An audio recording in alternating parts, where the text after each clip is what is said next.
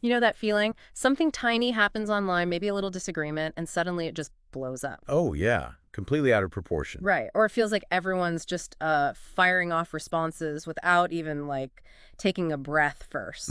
Knee-jerk reactions. Exactly. Okay, so let's really dig into this. In this deep dive, we're looking at some really interesting material you brought up. Yeah. And we're exploring this whole thing, this feeling that maybe our collective patience is, well, wearing a bit thin. And that these quick, often pretty heated responses are becoming, well, the default, almost. The norm, yeah. And what's interesting is it's not just a vague feeling we have. No, not at all. The source we're looking at, it's a transcription from the Wasi show. It tackles this head on. It does. It doesn't just flag the trend, but it also outlines some of the, frankly, worrying consequences for how we all interact. Totally. Right from the start, the host on that show, they nail it. They say something like, in today's fast-paced world, patience is becoming a rare quality. That's the quote. It really sets the stage. It really does. It's that, hair trigger response we seem to see everywhere. Online, sure, but also, well, sometimes spilling into the real world too, sadly. Precisely. And the source gives some examples that are quite stark, actually. Mm. It points out how really minor disagreements, simple misunderstandings sometimes, can just escalate. Into what, though? Well, into ugly fights, into harm, and the source even mentions sometimes even into tragic killings. Wow. Okay, yeah. That really drives home the impact, doesn't it? This lack of just pausing for a second between something happening and how we react. It does. It shows it's not just, noise online. Yeah. It can have tangible, real-world consequences. It makes you stop and think. The source really emphasizes how people are reacting instantly, violently, without thinking, without understanding. That last part, without understanding. Yeah, that bit really stuck with me. It suggests a kind of breakdown, maybe, in our ability to just try and see where someone else is coming from before we, jump down their throat. It does. And, I mean, if you think about basic psychology, that kind of immediate reaction, it's often tied to our primal fight or flight stuff. Right? Sure, makes sense. When we feel attacked or provoked, the body's wired for instant action.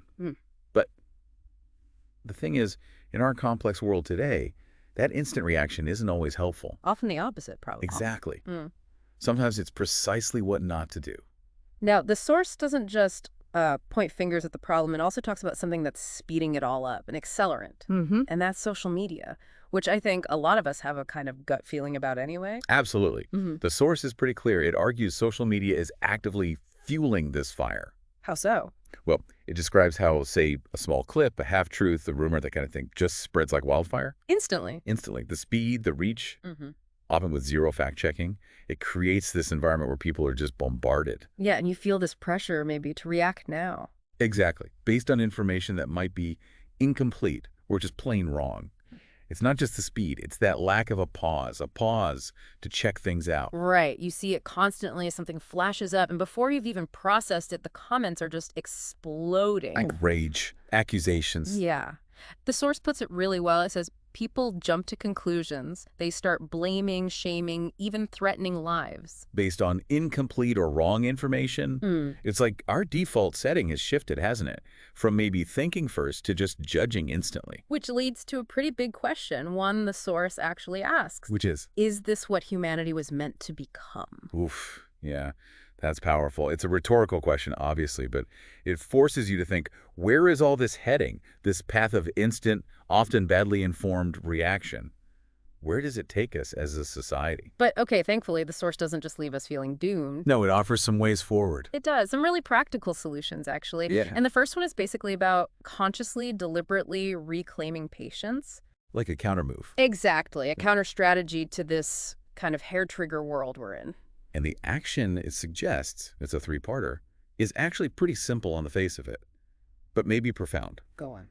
Before reacting, breathe. Before speaking, think.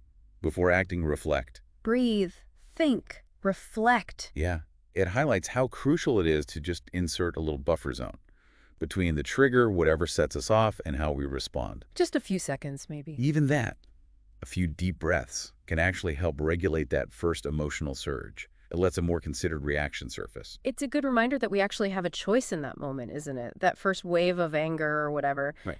It doesn't have to be what drives our next action. Absolutely. That little pause, it can be a total game changer. It can stop things escalating, maybe even open the door to understanding instead. Okay, so that's reclaiming patience. What's the second solution? The second one zooms in on something vital today, verifying information. Ah, okay.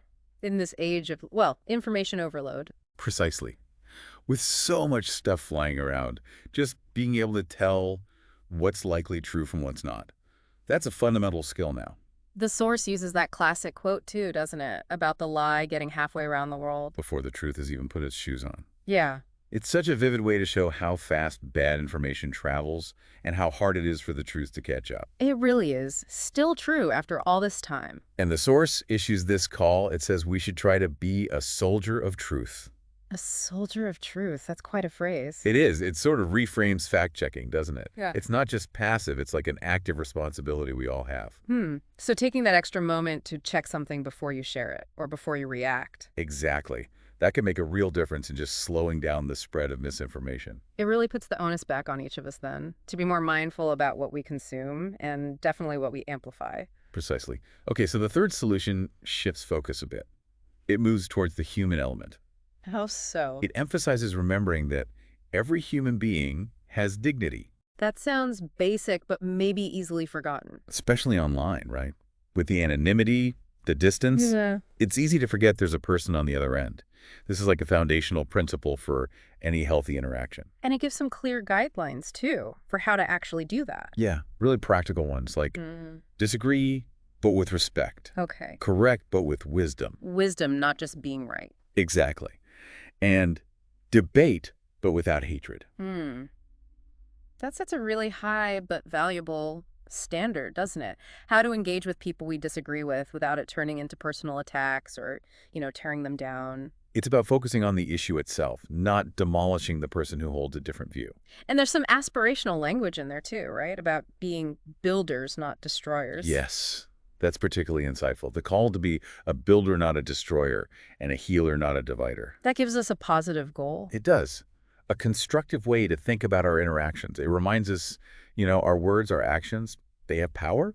They can build bridges or they can just burn them down. It really does boil down to a conscious choice again and again. Are we choosing connection? Are we choosing understanding? Or are we defaulting to conflict and division?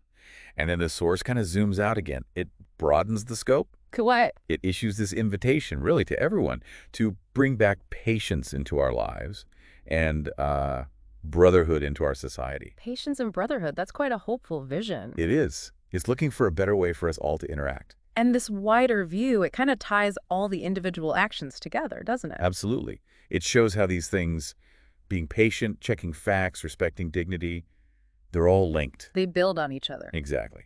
By doing these things, we can collectively aim for a world where, as the source puts it, misunderstandings don't lead to hate, but to conversations. Okay, that's a good goal. And where anger leads to reflection, not just more anger. And maybe where our differences don't break us, but make us more beautiful together. Differences making us more beautiful, not dividing us. That's a powerful image. It flips the script, doesn't it? It sees diversity as a strength, something that enriches us, rather than something to be suspicious of or fight over. Yeah. And the source kind of wraps it all up with a really poignant summary line. Which one is that? Life is too short to waste on anger, too beautiful to destroy over petty issues. That cuts through, doesn't it? It's a really powerful and kind of timeless reminder of what actually matters. It really is. And the final call to live with love, spread patience, and choose kindness over chaos. It feels particularly relevant right now, doesn't it? It urges us to really prioritize connection and understanding in just our day-to-day lives, our interactions. So as we finish up this deep dive, thinking about these insights from the WASI show, it definitely leaves us, and hopefully you listening, with some important stuff to chew on. In your own life, with all the fast pace and the endless online stuff. Where could you consciously build in maybe just a few more moments to, breathe, think, reflect before you jump in? Yeah, where are those opportunities? And maybe what's just one small step you could take, maybe even today, to be just a little bit more of that soldier of truth the source talks about, or maybe that builder instead of a destroyer. Something to think about.